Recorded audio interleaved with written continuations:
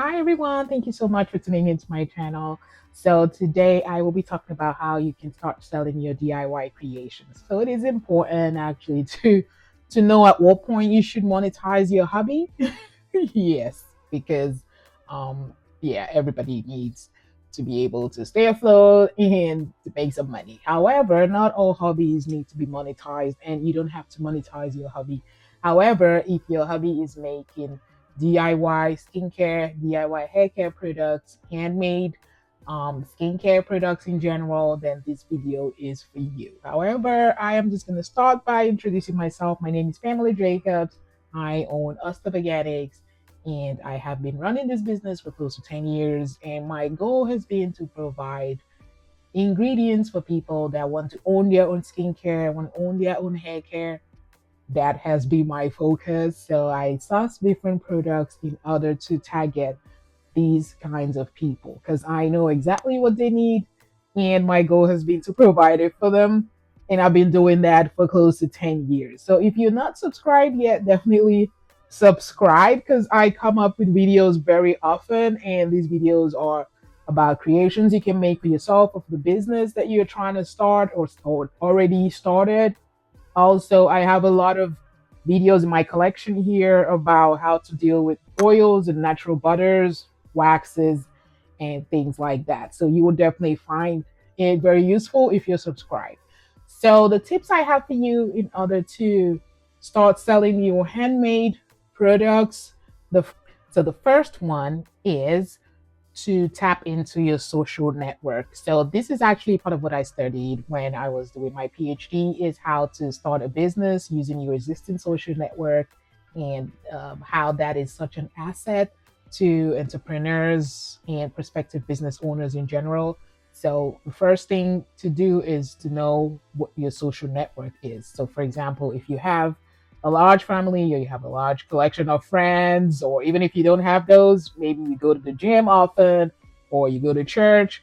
Those people that you meet every day, they are your social network. And first of all, you need to sample your products with these group of people. It is very beneficial to get their feedback, to know what they like, if they like your offering, if it's effective, and their feedback will be very helpful to enable you target the right audience and to know how to customize your product in order to satisfy their needs. So this is one of the things that people take for granted. Sometimes they start a business, they don't even tell their family or friends.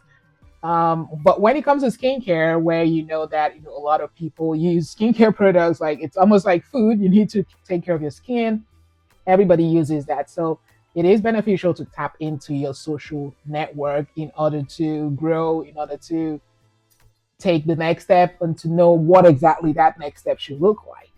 So the first step is to tap into your social network. So number two is then to know how to price your products competitively.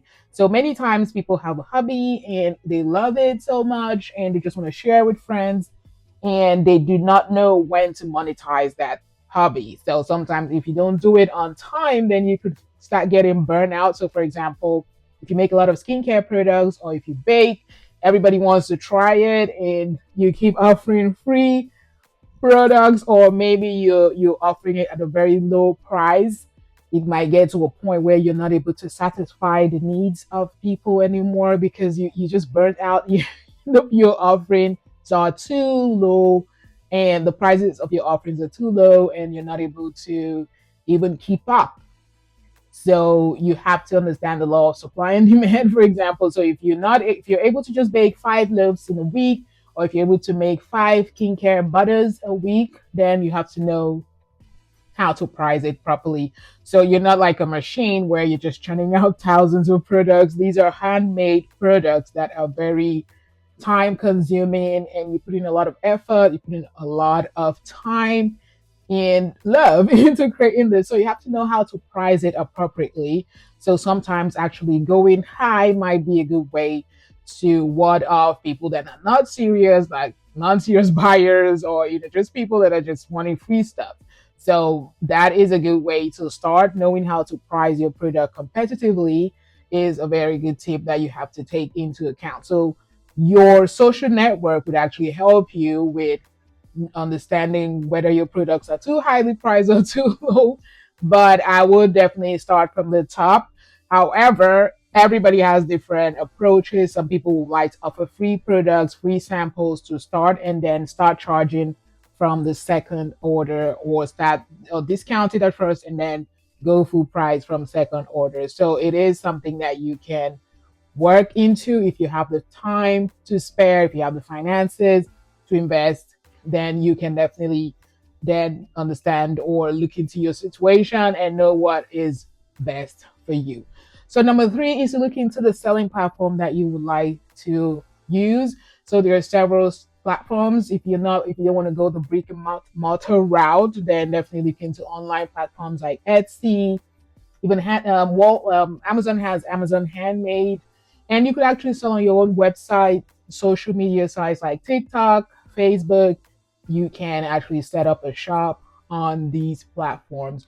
So, doing your investigation and knowing what works. So, if you're not somebody that is already on TikTok, then I don't know, because TikTok, I tried TikTok, set up my business on TikTok, and it is so time consuming, and I just decided like, okay, this maybe I need to go and come back. But everybody has their expertise and their strengths and weaknesses when it comes to social media. So if you're already on Instagram, on YouTube, or if you have a following on TikTok, then definitely introduce your shop there and go from there. So you have to know what you already have, what are your assets in terms of social media following, and that would really help you know how where you should look into in terms of online marketplaces, what will be beneficial for you in the long run, and things like that. So these three tips, I would be just